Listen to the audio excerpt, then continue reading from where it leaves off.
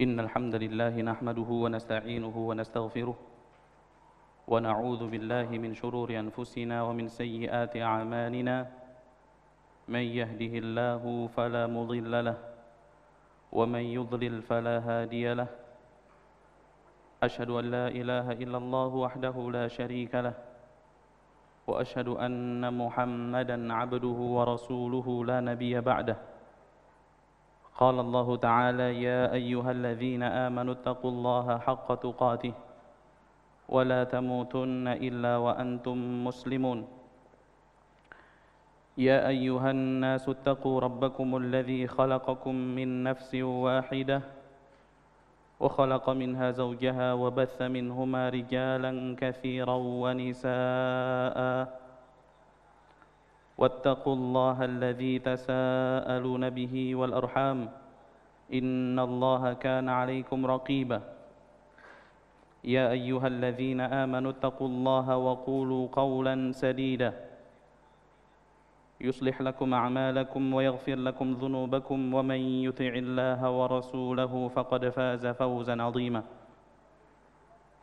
أما بعد فإن أصدق الحديث كتاب الله وخير الهدى هدى محمد صلى الله عليه وسلم وشر الأمور محدثاتها وكل محدثة بدعة وكل بدعة ضلالة وكل ضلالة في النار Akhwati fid din, a'azani wa a'azakumullah. Alhamdulillah, segala puji hanya milik Allah Jalla Jalaluh yang senantiasa memberikan kepada kita seluruh kenikmatan karunia, dan Allah Subhanahu wa taala senantiasa memudahkan kita untuk melaksanakan ketaatan kepadanya. Hadirnya kita di sini adalah bukti tanda cinta Allah Subhanahu wa taala kepada kita. Rasulullah sallallahu alaihi wasallam bersabda, "Man yuridillahu bihi khairan yufaqihu fid din." Barang siapa yang Allah Subhanahu wa taala kehendaki kebaikan atasnya, niscaya Allah akan fahamkan dia tentang perkara agama. Salawat dan salam tak lupa kita curahkan kepada junjungan kita Nabi Muhammad sallallahu alaihi wasallam, dan semoga salawat tersebut bersambung hingga kepada para kerabat, para sahabat dan orang-orang yang mengikuti beliau sallallahu alaihi wasallam di dalam kebaikan. Akhwati fid din, a'azani wa a'azakumullah. Allah Subhanahu wa taala memerintahkan kita selaku orang-orang yang beriman untuk senantiasa berwasiat memberikan nasihat tentang perkara-perkara kesabaran. Allah berfirman, "Wa dzakir fa inna dzikra tanfa'ul mu'minin." Dan berikanlah peringatan, sesungguhnya peringatan itu bermanfaat bagi orang-orang yang beriman. Allah juga mengatakan, "Wal mu'minuna wal mu'minatu ba'dhuhum awliya'u ba'd." Orang-orang yang beriman dari kalangan laki-laki dan orang-orang yang beriman dari kalangan wanita, sebagian mereka adalah penolong daripada sebagian yang lain. Ya'muruna bil ma'rufi wa yanhauna 'anil munkar. Mereka senantiasa memerintahkan untuk melaksanakan perkara-perkara yang baik dan mencegah daripada perkara-perkara yang mungkar. Jadi kita diperintahkan di dalam agama ini untuk saling menasihati, untuk saling mengingatkan, untuk saling memberikan nasihat terhadap perkara-perkara yang bermanfaat bagi diri kita, baik itu di dunia maupun di akhirat. Ikhwatal iman rahimani wa rahimakumullah. Kenapa nasihat itu dinilai begitu penting? Karena kita ini semua manusia. Yang dinamakan manusia adalah karena manusia tersebut sering lupa, sering melaksanakan kesalahan. Sampai para ulama mengatakan, "Masummiyal insanu insanan illa likathrati nisyanih." Manusia tidaklah disebut sebagai insan kecuali karena memang sering lupa. Yang kedua, kenapa kok kita diperintahkan untuk memberikan nasihat? Karena hati kita itu berbolak-balik. Kadang taat, kadang maksiat. Kadang semangat ibadah, kadang malas untuk melaksanakan ibadah. Itu namanya al-qalb, hati. Maka kita sebagai manusia dinilai sangat berhajat, sangat membutuhkan akan yang namanya nasihat. Pembicaraan kita pada kesempatan kali ini adalah yang berkaitan dengan fitnah dunia. Makanya kalau dilihat di dalam flyer itu judulnya adalah firman Allah Subhanahu wa taala yang ada pada surah Fatir ayat yang kelima. Fala taghurrannakumul hayatud dunya. Maka janganlah kalian sampai terperdaya oleh kehidupan dunia. Karena memang dunia ini memperdaya manusia. Siapa yang mengatakan bahwasanya dunia itu memperdaya, bahwasanya dunia itu menipu? Yang mengatakan dunia itu menipu, memperdaya adalah pencipta daripada dunia itu sendiri, yaitu siapa? Allah Subhanahu wa taala. Allah mengatakan ala ya'lamu man khalaq. Bukankah yang menciptakan itu lebih mengetahui? Allah yang menciptakan dunia, tentulah Allah Subhanahu wa taala yang lebih tahu akan hakikat dunia. Bahwasanya dunia itu melalaikan, bahwasanya dunia itu memperdayakan, bahwasanya dunia itu melupakan, menipu. Maka banyak sekali kita dapati di dalam Al-Quran ayat-ayat yang memperingatkan kita akan perkara ini. Dan juga di dalam sabda Rasulullah sallallahu alaihi wasallam. Banyak sekali Rasulullah sallallahu alaihi wasallam mengingatkan kita agar tidak terlalaikan karena dunia. Jangankan kita, para sahabat Rasulullah saja yang hidup bersama Rasulullah, yang hari-hari bersama Rasulullah, itu terkadang di antara mereka ada yang dilalaikan oleh kehidupan dunia. Sampai Allah Subhanahu wa taala katakan minkum may yuridud dunya wa minkum may yuridul akhirah. Sebagian di antara kalian adalah orang-orang yang menghendaki kehidupan dunia, dan sebagian di antara kalian adalah orang-orang yang menghendaki kehidupan akhirat. Kapan Allah Subhanahu wa taala katakan ini? Yaitu ketika para sahabat dan Rasulullah sallallahu alaihi wasallam bertempur di dalam satu peperangan yang dinamakan perang Uhud yang terjadi pada tahun 3 Hijriah. Allah Subhanahu wa taala katakan di dalam surah Ali Imran pada ayat yang ke-152, walaqad sadaqakumullahu wa'dahu idh tahussunahum bi'idznih. Dan sungguh Allah Subhanahu wa taala telah memenuhi janjinya kepadamu ketika kamu membunuh mereka dengan izin Allah. Jadi di awal peperangan itu sahabat itu nampaknya akan menang dengan mudah. Di awal peperangan itu sahabat itu nampaknya akan menang dengan mudah. Musuh-musuh mereka itu lari terbirit-birit.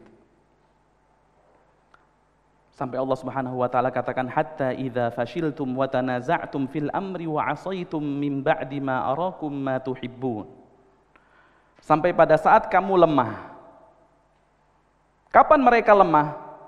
Wa tanaza'tum, sampai pada saat kalian berselisih. Kapan mereka berselisih? Allah katakan min ba'di ma arakum ma tuhibbun, setelah Allah memperlihatkan kepada kalian perkara-perkara yang kalian cintai, yaitu perkara-perkara dunia. Ini kisahnya, yaitu ketika pasukan pemanah yang Rasulullah sallallahu alaihi wasallam perintahkan untuk tetap berdiam di atas sebuah bukit. Ketika mereka melihat pasukan kafir itu lari, meninggalkan harta-harta mereka, meninggalkan peralatan perang mereka, maka mereka menganggap bahwasanya peperangan sudah selesai. Padahal Rasulullah Shallallahu Alaihi Wasallam mengatakan, janganlah kalian tinggalkan bukit ini apapun keadaannya. Namun sebagian antara mereka mengatakan, loh itu kan tadi kalau ketika pada saat peperangan, ini musuh sudah pada lari.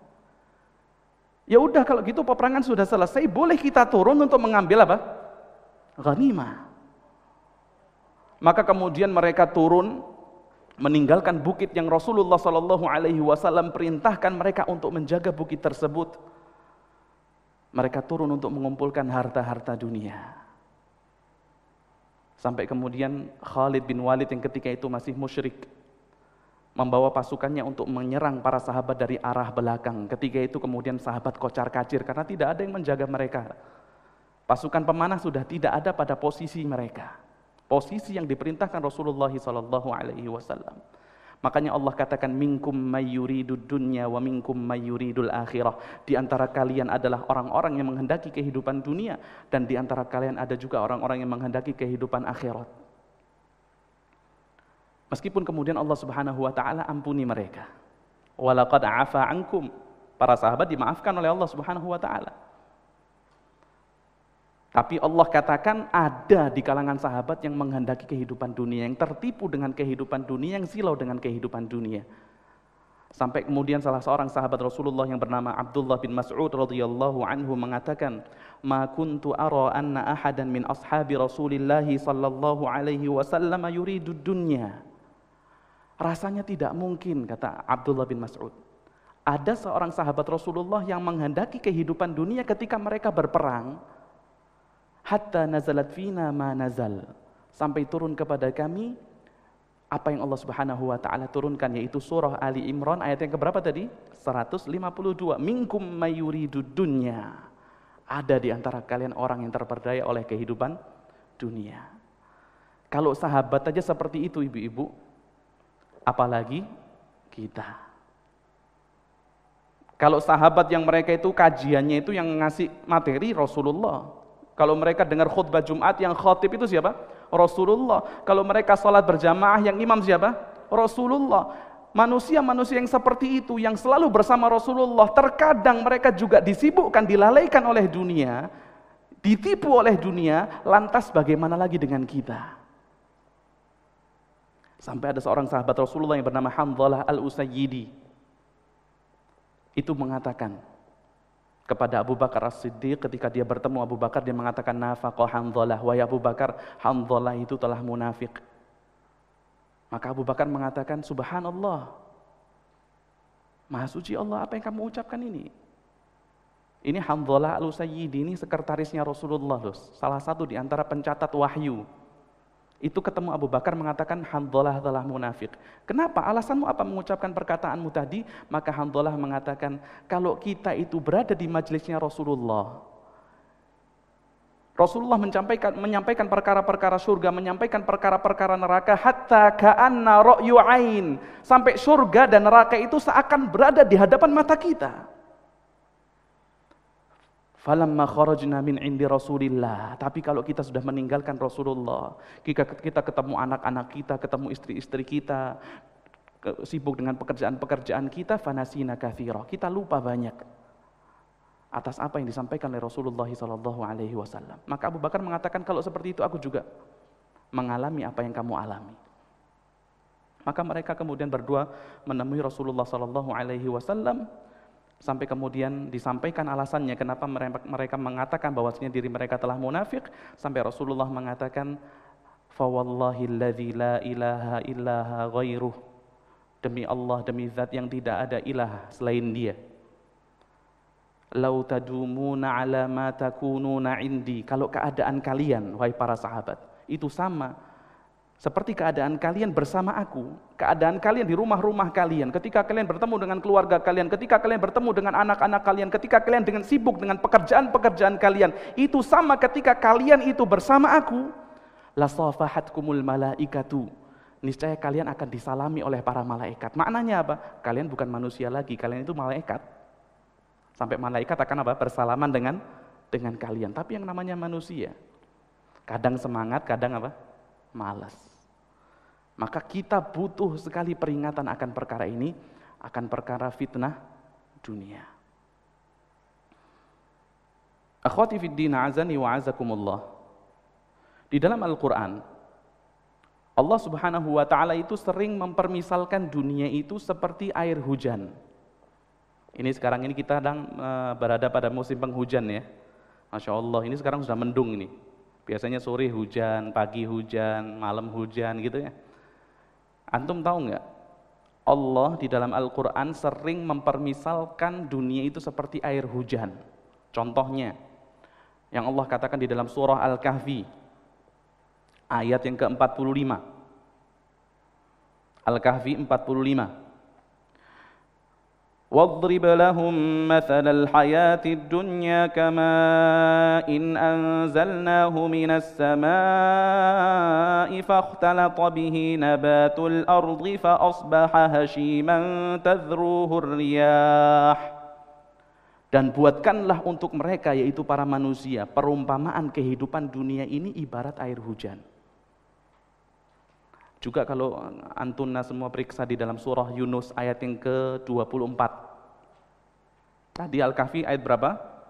45. Yunus 24. Allah juga umpamakan dunia itu seperti air hujan. Ada juga di dalam surah Al-Hadid ayat 20. Allah katakan kamatsali ghaithin a'jabal kuffara nabatuh. Dunia itu seperti ghaith, air hujan yang ditunggu-tunggu oleh para petani, yang ketika air tersebut turun, datang, a'jabal kuffara nabatuh, maka para petani itu hatinya dibuat senang karena melihat tanamannya itu tumbuh. Jadi sering sekali di dalam Al-Quran dunia itu diumpamakan seperti apa? Air hujan. Bukan tanpa sebab, bukan tidak ada alasannya. Jadi apa yang disampaikan di dalam Al-Quran itu pasti ada sebabnya. Al-Quran itu tidak ada yang batil di dalamnya, tidak omong kosong. Allah katakan la ya'tihil batilu min baini yadayhi wala min khalfih. Di dalam Al-Quran itu tidak ada kebatilan, baik itu di depan maupun di belakangnya. Tanzilun min hakimin hamid, karena turun daripada Allah yang maha bijaksana lagi maha terpuji. Apa alasannya? Kok dunia itu sering sekali di dalam Al-Quran diibaratkan seperti air hujan? Al-Imam Al-Qurtubi rahimahullah mengatakan di dalam tafsirnya, di antara alasan mengapa Allah Subhanahu wa taala mengibaratkan kehidupan dunia itu seperti air hujan, yang pertama,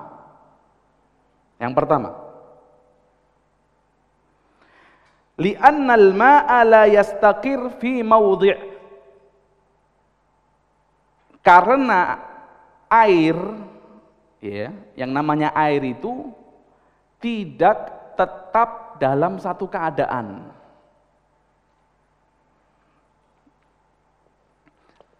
Air itu sering berubah-ubah. Kalau air, ibu-ibu masak air mau buat kopi buat suaminya, kemudian dipanaskan, ibu-ibu lupa.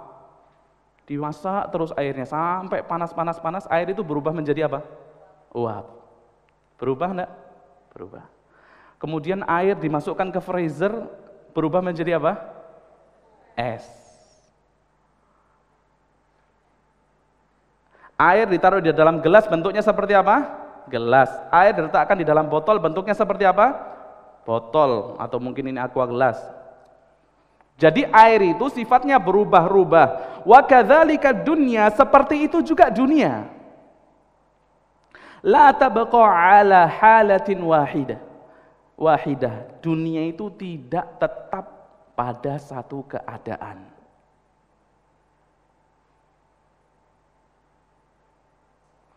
Contoh, ada orang kaya, bisnisnya Masya Allah, lancar usahanya.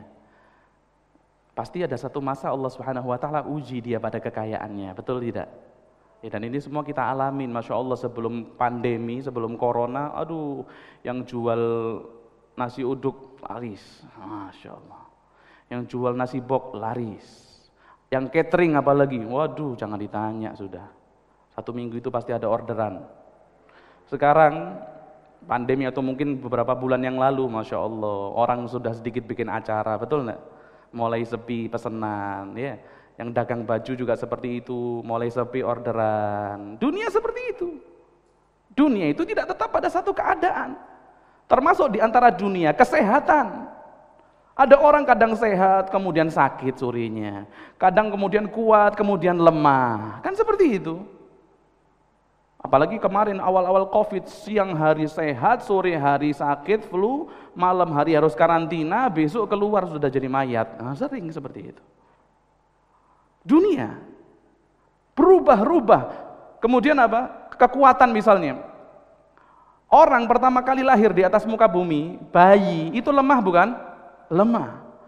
Namun seiringnya dengan waktu, bertambah waktu, Allah Subhanahu wa taala berikan kekuatan, betul tidak? Setelah umur 20 itu kuat.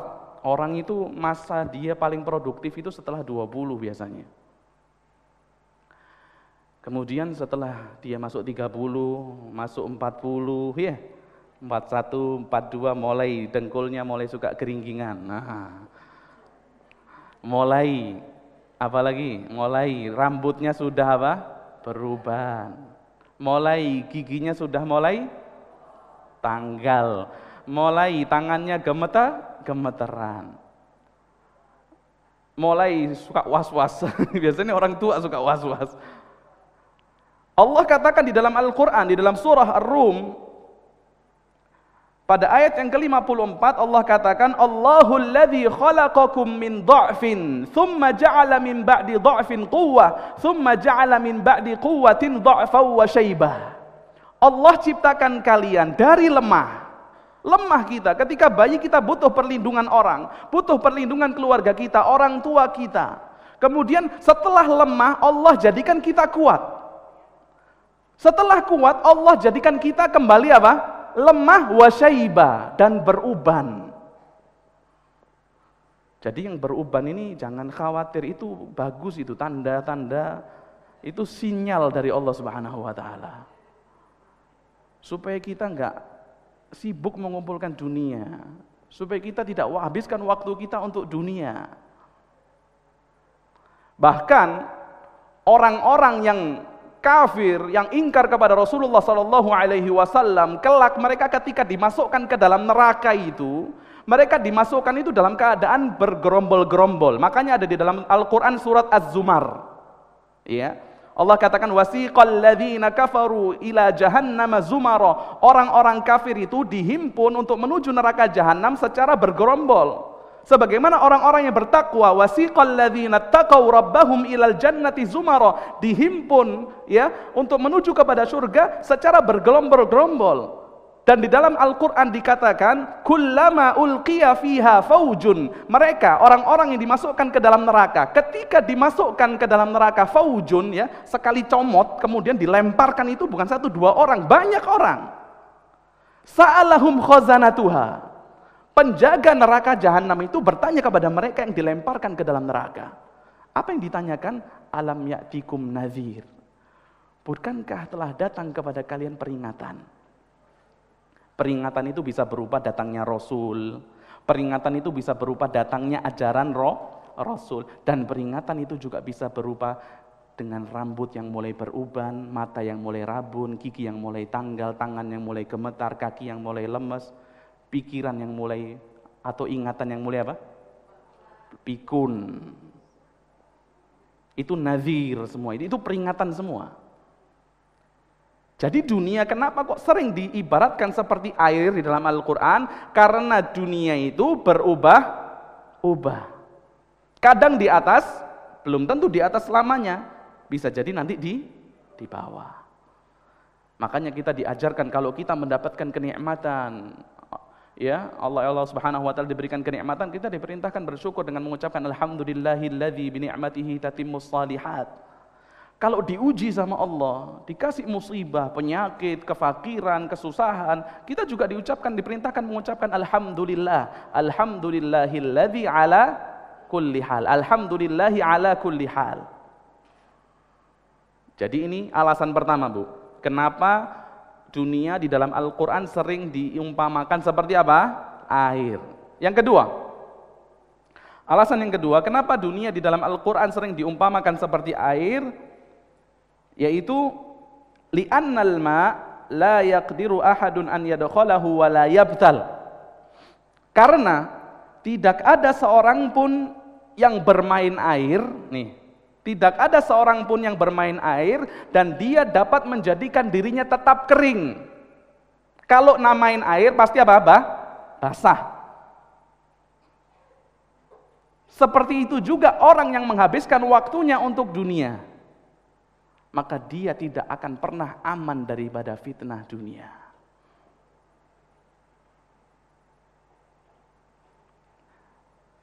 Orang yang bermain air pasti apa? Basah. Orang yang sibuk dengan dunia pasti terfitnah sedikit atau banyak. Pasti.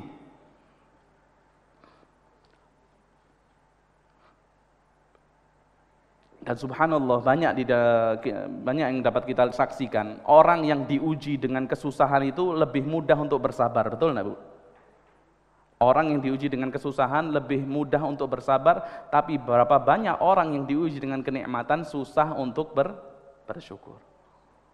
Sulit untuk bersyukur.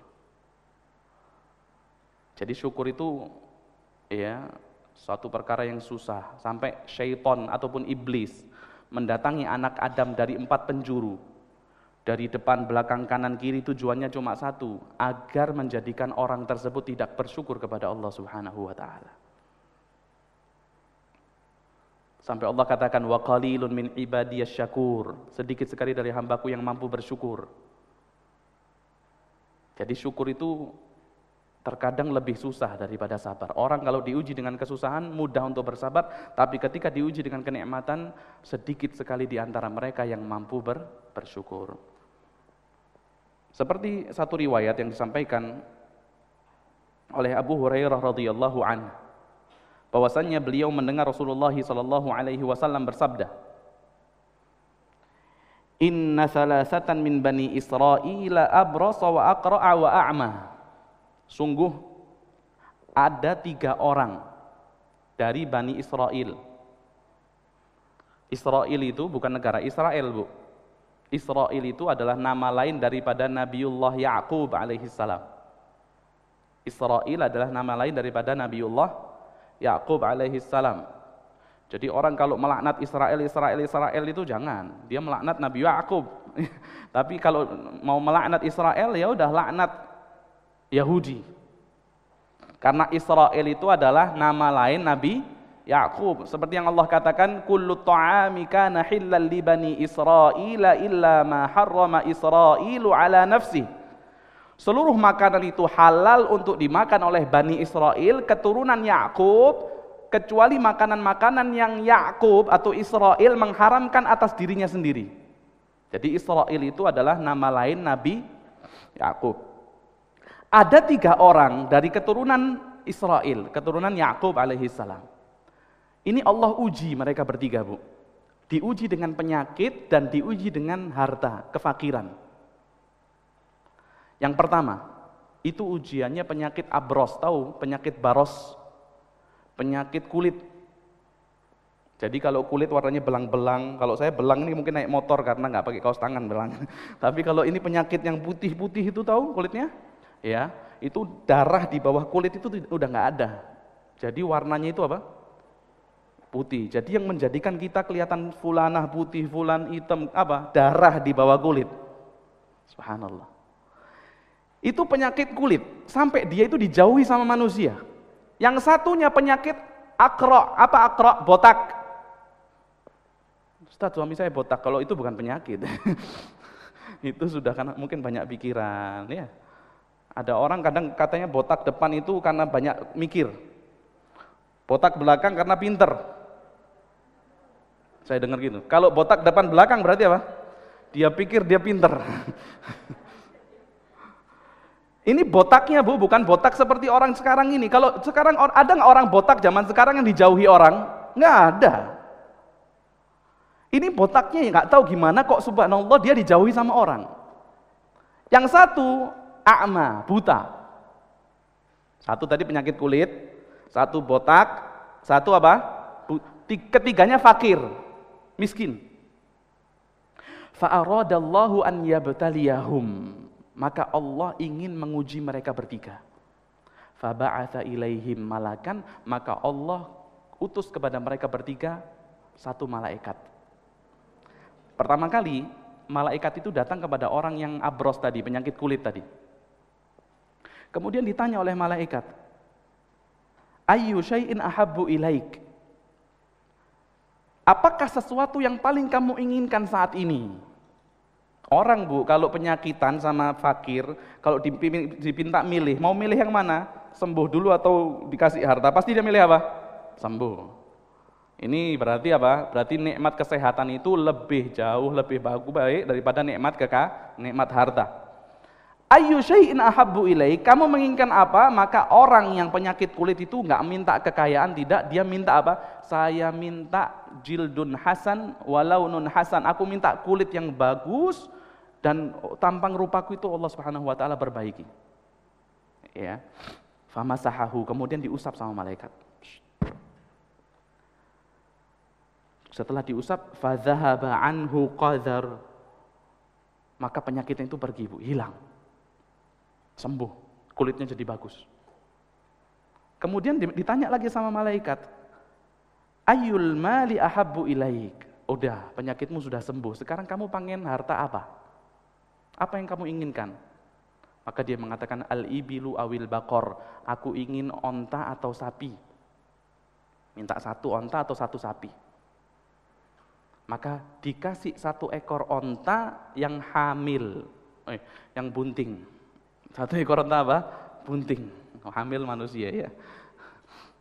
Kemudian malaikat mengatakan barakallahu laka fiha, semoga Allah memberikan keberkahan padamu pada saat onta ini.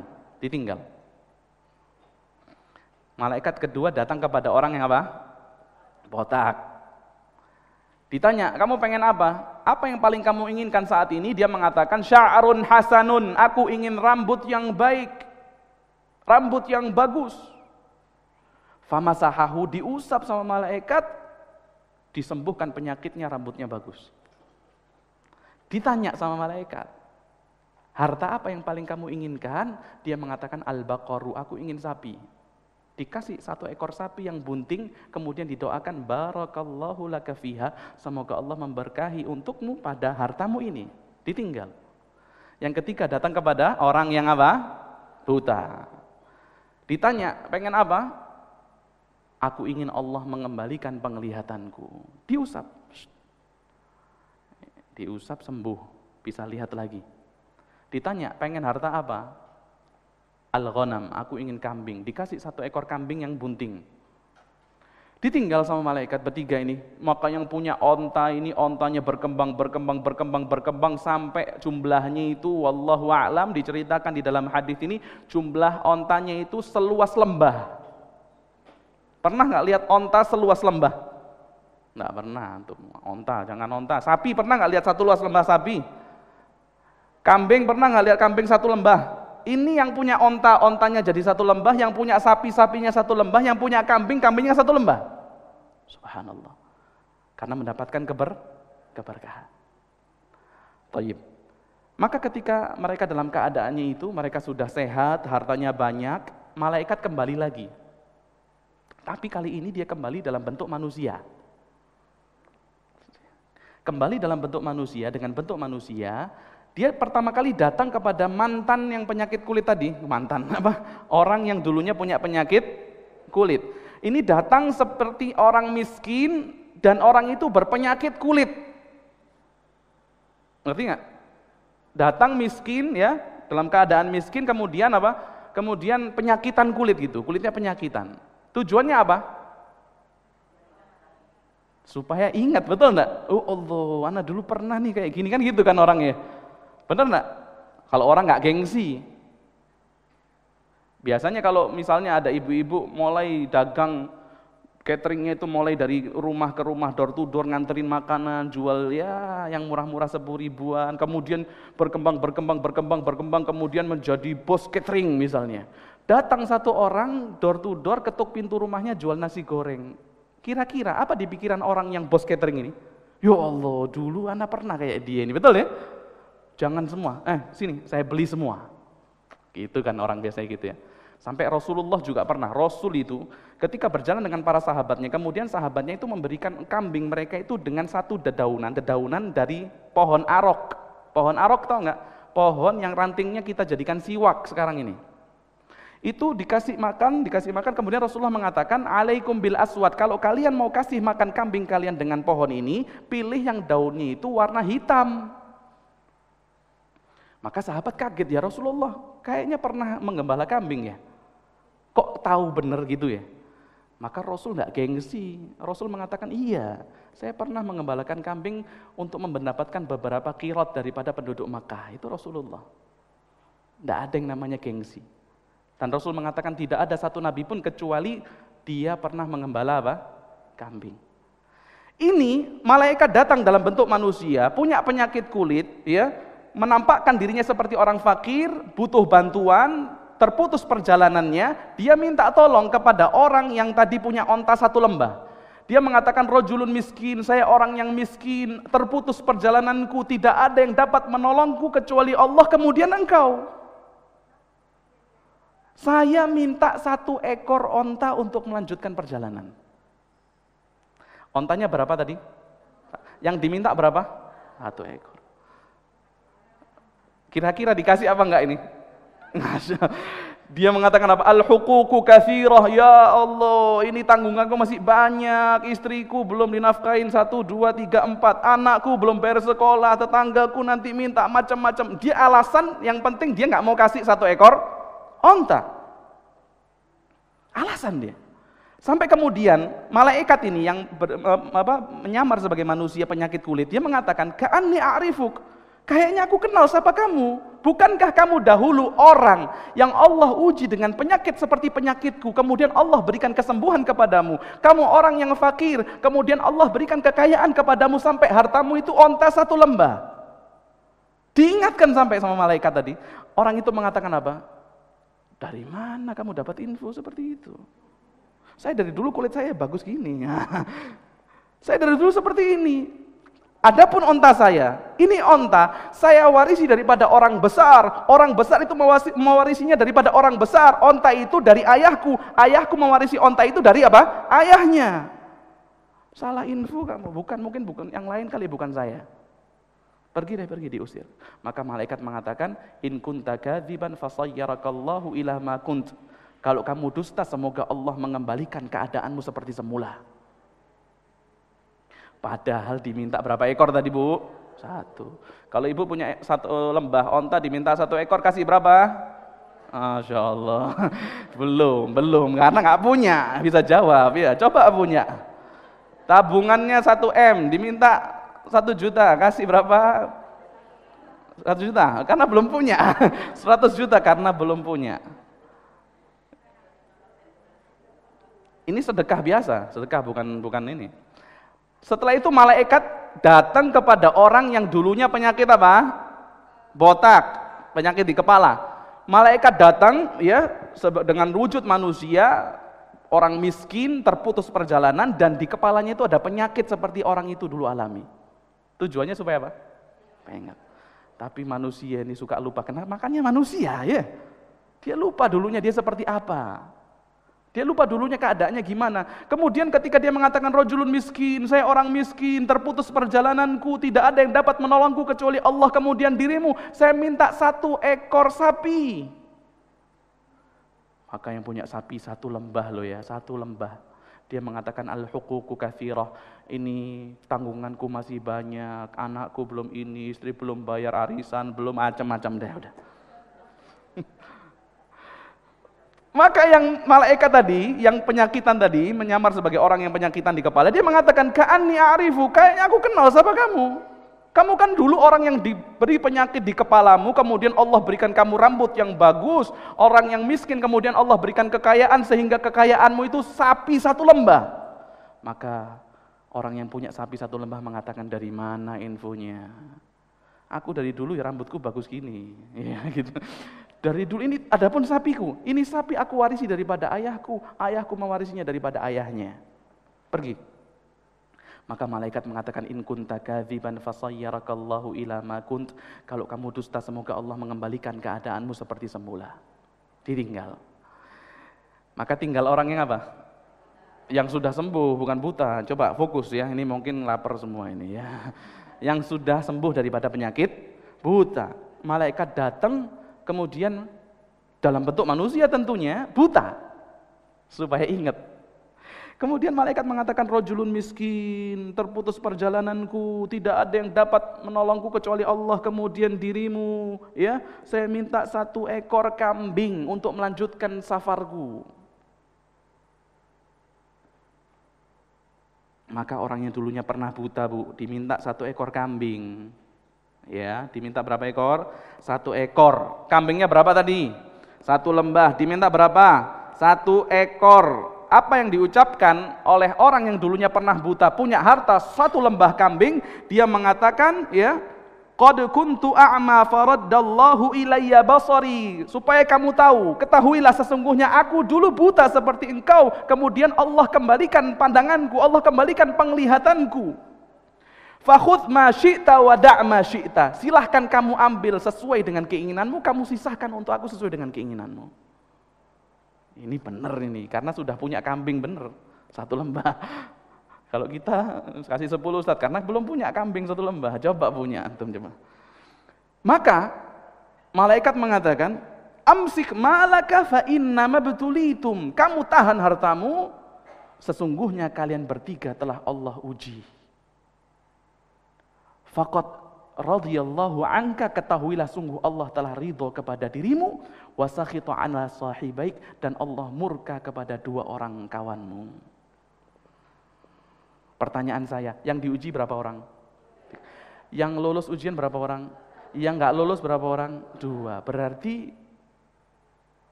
banyak yang apa? Enggak lulus kalau diuji dengan Saya tanya lagi, pengen jadi orang miskin atau jadi orang kaya kalau gitu? Saya sampaikan, kalau kaya itu kadang sulit syukur, Bu, susah syukur. Mau main aman atau mau nekat aja, mau kaya Ustaz gitu ya. Kaya syukur ya, kaya supaya apa? Ini pelajaran, kenapa? Orang kalau sibuk dengan dunia, sedikit banyak dia akan terfitnah dengan apa? Dunia. Kecuali yang Allah rahmati mereka, yaitu tadi yang mantan buta tadi, Allah rahmati dia. Sehingga ketika Allah uji, benar, kemudian dia jujur keimanannya kepada Allah Subhanahu wa taala, dia bantu orang yang kesusahan dengan hartanya. Itu alasan berapa? 2. Kenapa dunia itu diibaratkan seperti air? Alasan yang ketiga, li'annal ma'a idza kana biqadar kana nafi'an. Air itu kalau diambil secukupnya, didapat secukupnya, itu akan bermanfaat.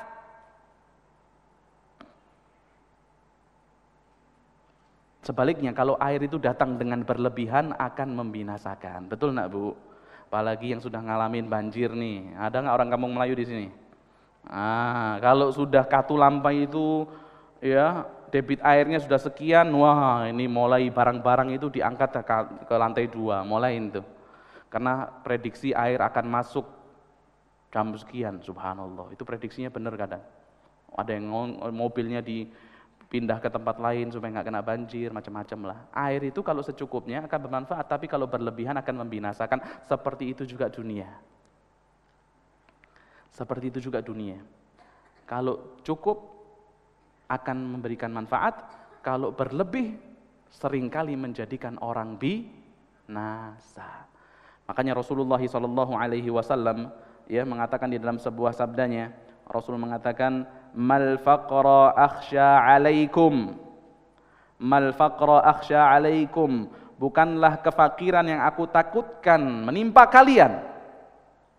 Walakin akhsha an tubsatu alaikumud dunya kama busitat ala man kana qablakum, tapi aku khawatir Allah membentangkan dunia kepada kalian sebagaimana Allah bentangkan dunia kepada orang-orang sebelum kalian. Fatanafasuha kama tanafasuha, kemudian kalian berlomba-lomba untuk mencari dunia sebagaimana mereka berlomba untuk mencari dunia. Wa tuhlikakum kama ahlakathum, dan dunia itu akan membinasakan kalian seperti orang-orang sebelum kalian binasa karena dunia mereka.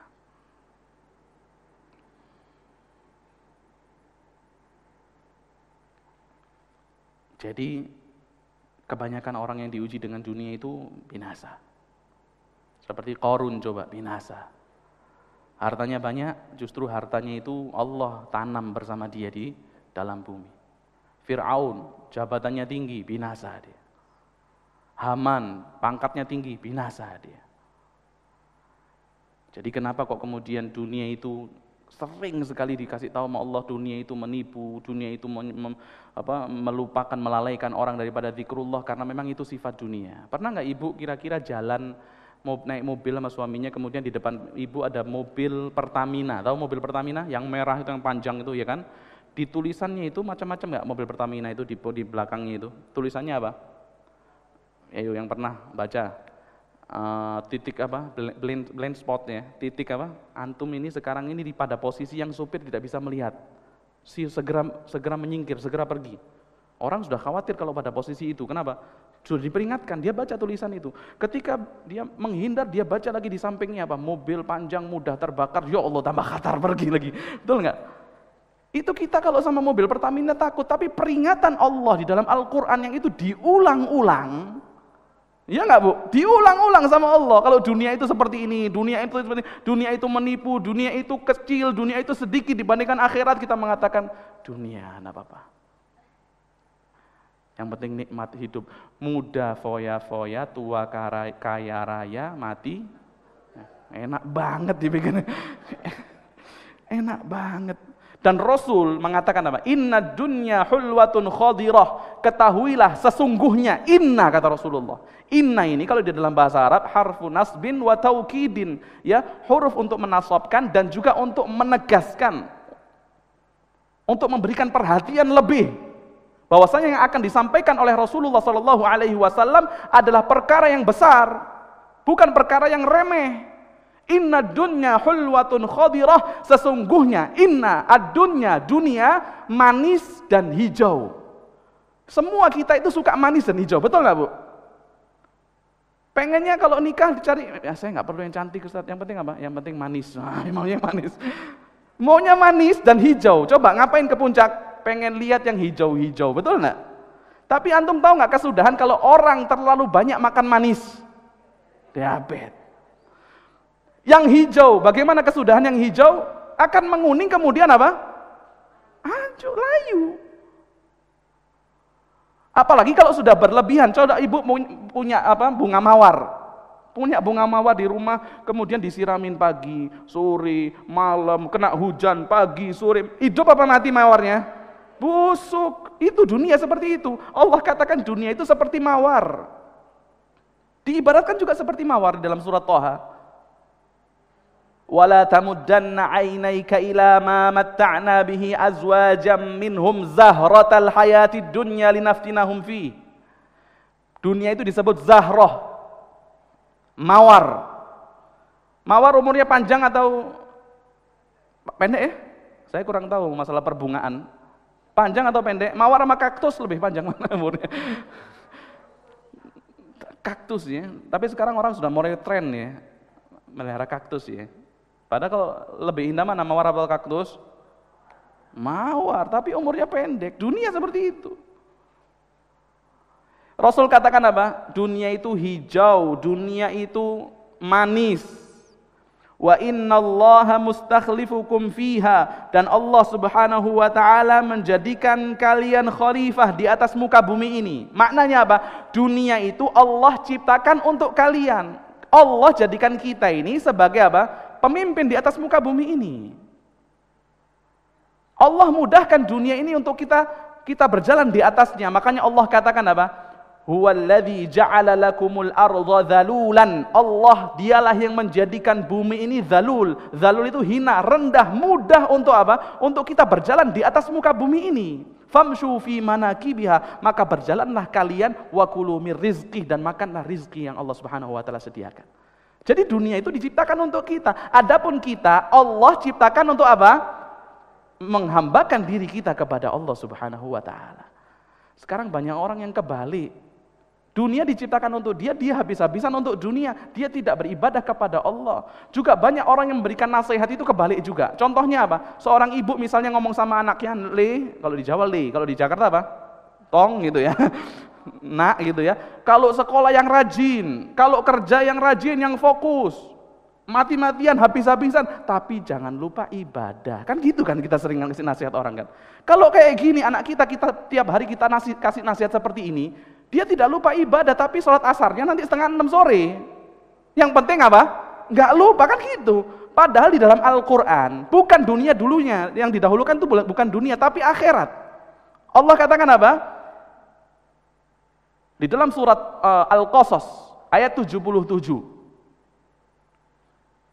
Di dalam surah Al-Qasas, ayat yang ke-77, Allah Subhanahu wa taala berfirman, "Wabtaghi fima atakallahu daral akhirah." Carilah karunia yang Allah Subhanahu wa taala sediakan bagi kalian, yaitu apa? Pahala yang dapat kalian nikmati di dalam akhirat. Kemudian Allah katakan, "Wala tansa nasibaka minad dunya." Adapun dunia jangan dilupakan. Ya cari juga, tapi akhirat dulu. Jangan dibalik, Bu. Kalau ngasih nasihat jangan dibalik ya. Kalau ngasih nasihat anak, ibadah yang semangat, tapi sekolah juga jangan telat. Sholat subuh tepat waktu, takbiratul ihram, tapi berangkat ke sekolah juga jangan diremehkan gitu. Ya, mulai sekarang dirubah ya. Saya yakin semua kebalik ini. Ngasih nasihatnya itu jangan lupa akhirat. Jangan lupa akhirat, akhirnya nanti tetap akhirat dilaksanakan memang, tapi dia akan bermalas-malasan ketika mengamalkan perkara akhir. Dan manusia ini, Bu, sifat mereka terhadap dunia itu dibagi menjadi 3. Ya, sifat manusia terhadap dunia itu dibagi menjadi 3 golongan. Yang pertama, yaitu orang-orang yang menghabiskan waktu mereka untuk mengejar dunia. Pagi, siang, malam dia investasikan untuk dunia. Ilmunya semua untuk dunia. Ini golongan yang terlaknat. Ya. Itu mereka yang menghabiskan waktunya untuk dunia. Yang kedua, yaitu orang yang menampakkan diri seperti orang zuhud, yang nggak butuh dunia, nggak mau kerja. Dia mengatakan, ya kalau Allah mau kasih saya rezeki, pasti rezeki itu datang ke rumah saya, kan gitu kan. Ada sebagian orang seperti itu, nggak mau syukur, nggak mau kerja, ya, nggak mau berusaha. Sampai pernah satu orang datang ke Imam Ahmad ibn Hanbal rahimahullah. Kemudian orang tersebut bertanya, ya Imam, apa pendapatmu jikalau ada satu orang jalasa fi masjidihi au baitihi, yang dia hanya duduk di rumahnya, duduk di masjidnya, kemudian dia mengucapkan la a'malu syai'an hatta ya'tini rizqi, aku enggak mau bekerja sampai rizki itu datang sendiri kepadaku, maka Imam Ahmad mengatakan dia adalah orang yang jahil, dia adalah orang yang bodoh. Bukankah Allah Subhanahu wa taala mengatakan kepada kita di dalam Al-Qur'an, di dalam surah Al-Jumu'ah, fa idza qudiyatis shalatu fantashiru fil ardi, kalau sholat Jumat selesai, maka bertebaranlah kalian di atas muka bumi, wabtaghu min fadlillah, carilah karunia Allah, kerja, berusaha. Ibadah jangan apa? Jangan ditinggalkan. Setelah ibadah, silahkan bekerja. Toh kerjanya seseorang itu juga bisa bernilai ibadah. Kemudian orang mengatakan, loh Ustaz, kalau kita tawakal, nggak usah ikhtiar deh, tawakal aja, benar tawakalnya kita kepada Allah, pasti akan Allah berikan rizki seperti Allah memberikan rizki kepada seekor burung, kan gitu. Tapi dia lupa penggalan yang kedua daripada hadis tersebut. Bukankah Rasul mengatakan taghdu khimasan wa taruhu bitana. Burung itu kok bisa dapat rizki? Dia tawakal, tapi di pagi hari dia meninggalkan sangkarnya, terbang untuk cari makanan dalam kondisi perut kosong, kemudian pulang di sore hari dalam kondisi perut kenyang. Maka jangan sampai kalah dengan burung, berusaha, ya. Tapi jangan sampai kemudian dunia melalaikan kita. Ini golongan yang kedua, yang terlaknat juga, tidak boleh juga seperti itu. Golongan yang ketiga, yaitu mereka yang konsisten akan maksud tujuan mereka Allah Subhanahu wa taala ciptakan di atas muka bumi ini. Ibadah, menghambakan diri kepada Allah. Tapi mereka juga tidak melalaikan ataupun melupakan bagian daripada dunia. Ya, jadi konsisten ibadah, tidak melupakan bagian daripada dunia, dan dia jadikan, yang ketiga, dia jadikan dunia sebagai wasilah, sebagai perantara untuk mendapatkan keridhaan Allah Subhanahu wa taala. Dia jadikan dunia sebagai wasilah ataupun perantara untuk mendapatkan keridhaan Allah Subhanahu wa taala.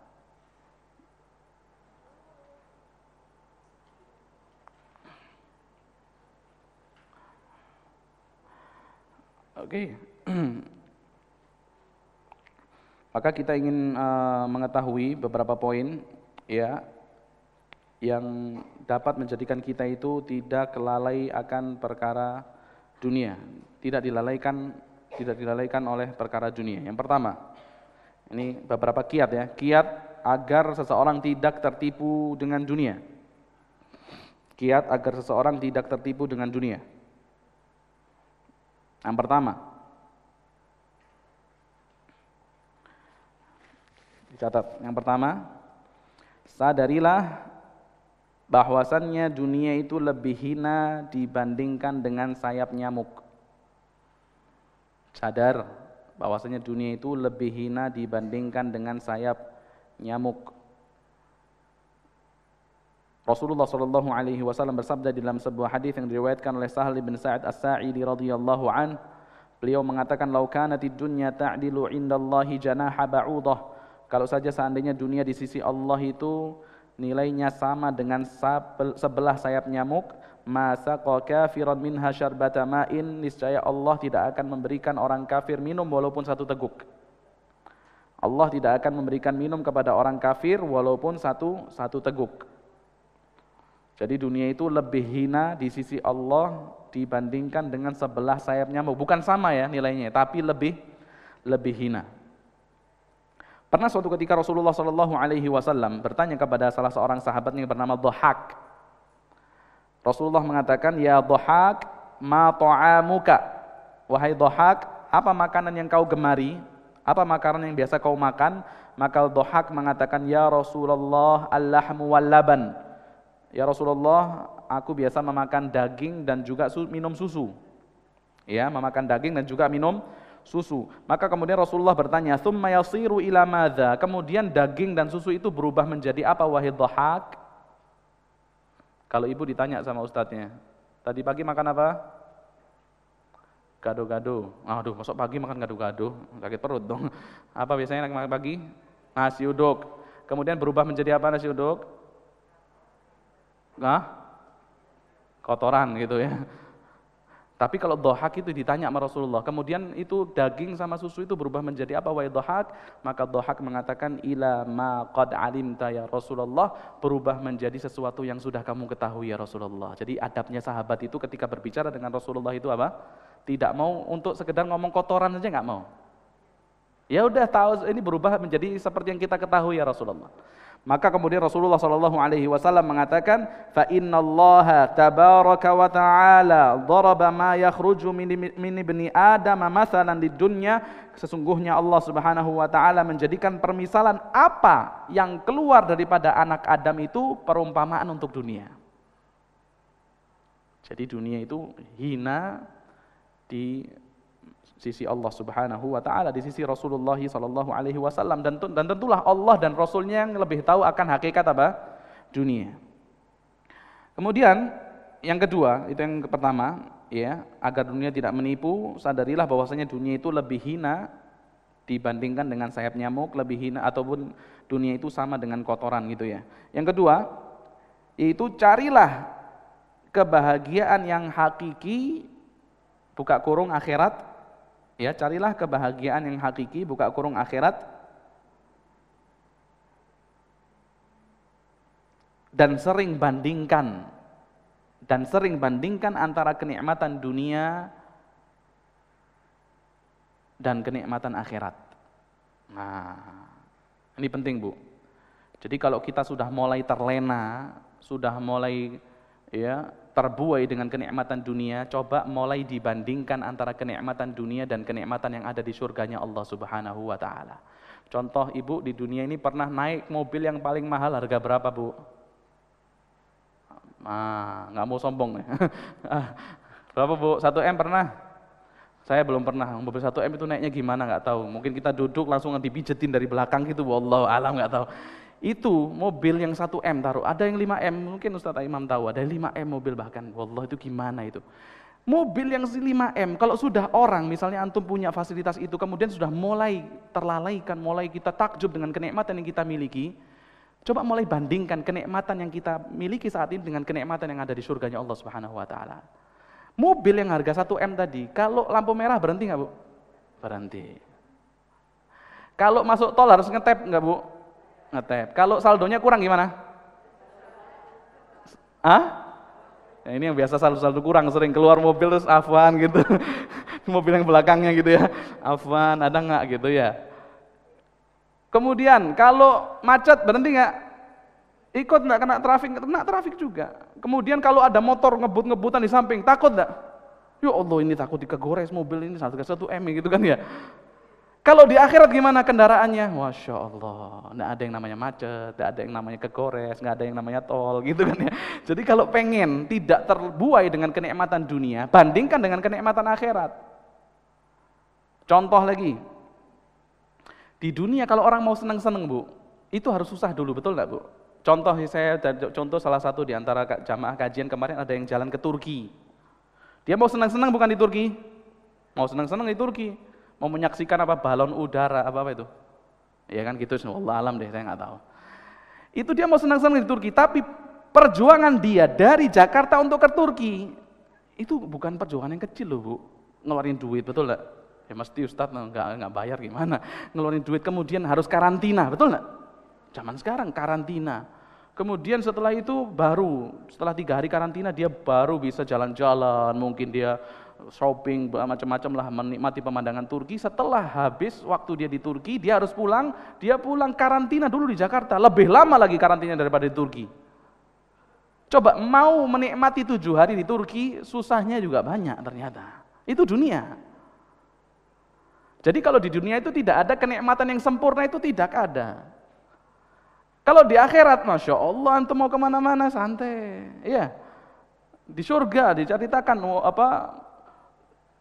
di dalam surga bagaimana orang-orang yang saling berziarah mengunjungi saudara-saudara mereka itu Allah katakan wa naza'na ma fi sudurihim min ghillin. Allah cabut itu dari dada-dada mereka itu sifat apa? Ghil, hasud sama saudaranya itu udah enggak ada lagi. Kalau di dunia, antum berangkat mau arisan pakai mobil harga 200 atau 300 juta. Ini mobil saya yang paling zen ini, gitu kan ya. Ternyata ketika parkir, ya Allah, ternyata ada yang lebih bagus dari mobil saya. Ya enggak gitu, hasud. Aduh, ini punya siapa? Oh, ternyata punya fulan, ya Allah, jangan keluar dulu, tunggu dia masuk gedung dulu baru nanti kita masuk. Hasad. Kalau di akhirat itu sudah tidak ada yang namanya hasad. Wa naza'na ma fi sudurihim min ghil. Ada yang namanya hasad. Jadi memang di dunia itu ada nama yang ada juga di akhirat. Mobil ada di dunia, kendaraan ada di akhirat, betul ya? Dipan ada di dunia, di akhirat juga ada apa? Dipan. Kemudian minuman ada di dunia, di akhirat juga ada gelas di dunia, ada gelas di akhirat. Di dunia ada dispenser. Antum kalau mau minum ke dispenser misalnya, jalan dulu antum ke dispenser, kemudian lihat gelasnya ternyata kotor, ya Allah cuci dulu gelasnya, ya kan gitu. Dikeringkan, kemudian jalan, kemudian dipencet air, mau yang dingin kepencet yang panas, waduh tangan melepuh, macam gitu. Kemudian jalan lagi ke depan TV baru minum. Dunia. Kalau di akhirat gimana? Yatufu alaihim wildanum mukhalladun. Yang muter itu Bu, pembantu-pembantu yang usianya itu remaja, kecil-kecil. Bi akwabi wa abariqa wa ka'sim min ma'in. Itu dengan gelas-gelas, dengan termos-termos ya, dengan air yang mengalir di tangan mereka. Subhanallah. Kenapa kok anak kecil yang muter di surga? Kenapa kok bukan orang-orang tua? Supaya antum nikmat juga apa? Panggil sini. Enak kalau kita anak kecil dipanggil. Sini. Ini angkat gelasnya kan enak ya. Tapi kalau orang tua, kita mau manggil juga sungkan. Aduh tua. Itu diantara hikmahnya. Kenapa pembantu-pembantu di surga itu usianya kok belia kecil-kecil. Lebih muda daripada usia penghuni surga. Buah di dunia ada, di surga juga ada buah. Pisang ada di dunia, Allah katakan wa talhim mandud. Ada juga pisang di surga. Tapi antum harus tahu, tidaklah apa yang ada di dunia dan apa yang ada di surga itu kecuali yang sama, hanya penamaannya saja. Rasanya sangat jauh berbeda. Antum paling senang makan nasi kebuli misalnya, dikasih 1 piring, ketika antum lapar, nikmat itu, Masya Allah, lap, habis. Lupa baca doa, bismillahi awwaluhu wa akhiruhu, karena saking laparnya gitu ya. Habis, ditawarin lagi piring yang kedua. Aduh, diet nih, masih mikir diet, betul nggak? Masih pengen, tapi ingat program apa? Mulai kenikmatannya berkurang, ya Allah diet. Tapi nggak apa-apa deh, gitu ya. Dikasih piring yang kedua, lop, habis. Disuruh nambah lagi. Ketika itu antum sudah lupa dengan program diet antum. Kira-kira. Kemudian dikasih piring yang ketiga. Kira-kira masih nikmat enggak piring yang ketiga? Apakah masih senikmat piring yang pertama? Apakah senikmat mungkin yang kedua sudah berkurang. Itu di dunia. Kalau di akhirat Masya Allah enggak ada yang namanya bosan. Tidak ada yang namanya bosan, sampai dikatakan oleh Abdullah bin Abbas radhiyallahu anhuma, inna rajulan min ahlil jannah la yu'anikul hawra sab'ina sanah. Satu orang di dalam penghuni surga, orang-orang yang menghuni surga itu akan memeluk bidadari 70 tahun lamanya. Pernah nggak dipeluk suami 7 jam? 70 tahun dipeluk sama penghuni surga bidadari itu, la yamalluha wala tamalluhu. Bidadari tidak bosan dipeluk oleh penghuni surga, dan penghuni surga nggak bosan meluk bidadari. Antum baru 7 menit dipeluk, apa sih mas gitu ya? Ini tidak bosan, tidak apa. Beda sekali. Jadi tidak ada di dunia, yang ada juga di akhirat, di surga, kecuali hanya sama di dalam hal penamaannya saja. Kemudian yang ke berapa? 3. Oke, yang pertama tadi sadarilah dunia itu hina di mata Allah Subhanahu wa taala. Yang kedua, carilah kebahagiaan yang hakiki yaitu akhirat, bandingkan antara kenikmatan dunia dengan kenikmatan akhirat. Yang ketiga, sadarilah bahwasannya apa yang kita miliki akan kita tinggalkan kecuali yang kita gunakan untuk kebaikan. Sadarilah, apa yang kita miliki akan kita tinggalkan kecuali yang kita gunakan untuk perkara-perkara kebaikan. Kalau Rasulullah SAW mengatakan a'maru ummati ma baina sittina ila sab'in, umur umatku itu antara 60 sampai 70 tahun saja. Dari 60 tahun ini Bu, usia yang paling nikmat itu usia berapa? 20 sampai berapa tadi? 40. 20 itu kenapa dikatakan nikmat? Dia kuat, dia juga bisa berusaha, dia juga bisa bekerja. Mungkin di bawah 20 dia masih kuat, dia juga bisa Dia juga kuat, dia sehat gitu ya. Tapi dia kadang nggak punya duit ya. Orang umur 20 itu kan kadang nggak pegang duit. Tapi kalau sudah 20 ke atas sudah mulai kerja, udah pegang duit, udah mulai dia ada kegiatan, ada wirausaha, dia pegang duit, dia juga ketika itu dalam kondisi sehat. Nikmat itu, makannya nikmat ya. Dia bisa menikmati dengan maksimal itu sampai umur 40. Setelah itu sudah dihadirkan makanan yang enak di hadapan dia, mulai ingat asam uratnya lah. Iya. Udah 40 ke atas sudah mulai milih-milih makanan, betul ya? Ada yang lost sampai sekarang? Hati-hati ya. Tadi kan ya manis sudah nggak boleh, asin terlalu asin juga nggak boleh. Jadi apa yang kita miliki itu pasti akan kita tinggalkan. Bisa jadi dia meninggalkan kita, ya, bisa jadi dia meninggalkan kita, harta kita habis, atau opsi yang kedua apa? Kita yang akan meninggalkan dia. Jadi siapapun pasti akan akan meninggalkan hartanya kecuali yang ia gunakan untuk perkara kebaikan. Kalaulah kita hidup mungkin 1000 tahun, 2000 tahun, pasti ada satu hari nanti yang akan diumumkan mata fulan, si fulan meninggal, pasti. Kalaulah itu 100, 200 tahun, kalau itu 1000, 2000 tahun, pasti akan mati kita. Pasti akan meninggal. Sampai Imam Syafi'i rahimahullah mengatakan, man 'asha alfan aw alfaini, barang siapa yang hidup 1000 atau bahkan 2000 tahun, la budda min yaumin yasiru ilal qabri, harus nanti ada satu hari di mana dia akan dibawa berjalan untuk masuk ke dalam liang lahatnya. Jadi kita nggak tahu kapan kita akan diwafatkan oleh Allah Subhanahu wa taala. Ya. Manfaatkan apa yang kita miliki untuk mendekatkan diri kepada Allah Subhanahu wa taala. Dan kita jangan jangan terlampau memiliki angan-angan yang tinggi. Karena Rasulullah SAW mengatakan, yaqulu ibnu Adam, anak Adam itu mengatakan, mali, hartaku. Bahkan kalau anak Adam itu punya 2 bukit dari emas, labtagha thalithuhuma, pasti dia akan mengharapkan bukit yang ketiga.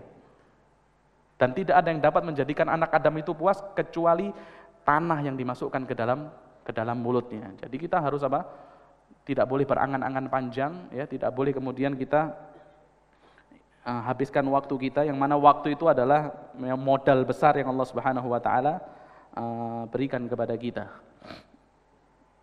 Dan juga kita harus menyayangi diri kita sendiri juga. Terkadang kita juga apa?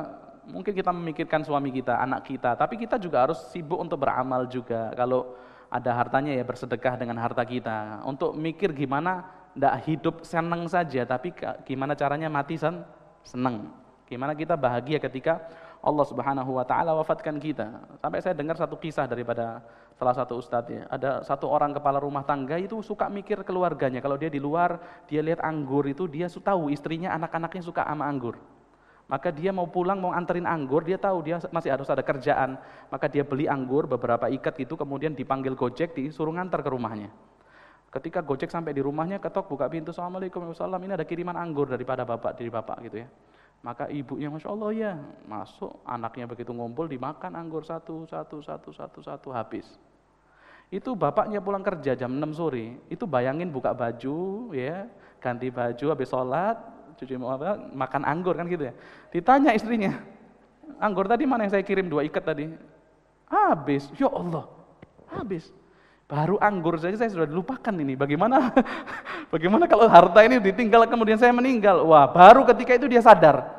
Kalau dia beramal boleh, dia kasih nafkah keluarga itu juga apa? Pahala bagi dia, tapi dia juga harus pikirkan bagaimana dia menyegerakan hartanya untuk apa? Dia kirim di sisi Allah Subhanahu wa taala. Allah katakan ma indakum yanfad wa ma indallahi baq. Apa-apa yang ada di sisi kalian itu akan sirna, akan binasa, dan apa-apa yang ada di sisi Allah itu adalah yang kekal. Ya, adalah yang kekal. Sampai Rasulullah SAW pernah bertanya kepada para sahabatnya, ayyukum malu warithihi ahabbu ilaihi min malih. Siapa di antara kalian yang lebih cinta kepada harta ahli warisnya ketimbang hartanya sendiri? Maka para sahabat mengatakan, ya Rasulullah, ma minna ahadun illa wa maluhu ahabbu ilaihi. Tidaklah setiap di antara kita kecuali pasti dia lebih mencintai hartanya sendiri.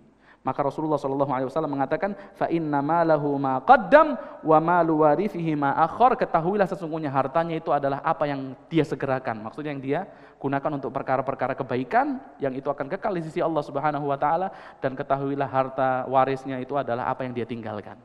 Jadi yang ditinggalkan itu ya sudah menjadi apa? Bagian ahli waris. Mulai sekarang kita harus punya proyek lah, paling enggak untuk nabung misalnya, untuk sedekah, untuk umroh, untuk apa gitu ya. Meskipun dari harta suami kita minta izin, kita harus punya mungkin satu hari target sedekah berapa ribu, 10.000 ya.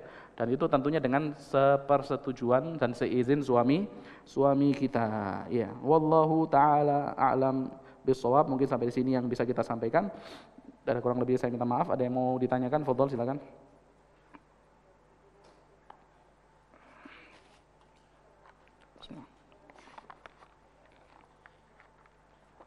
Pertanyaan ditulis.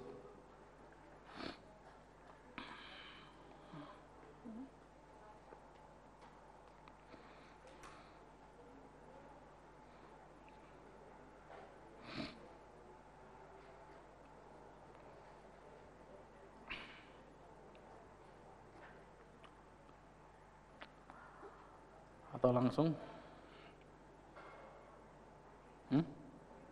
Ada?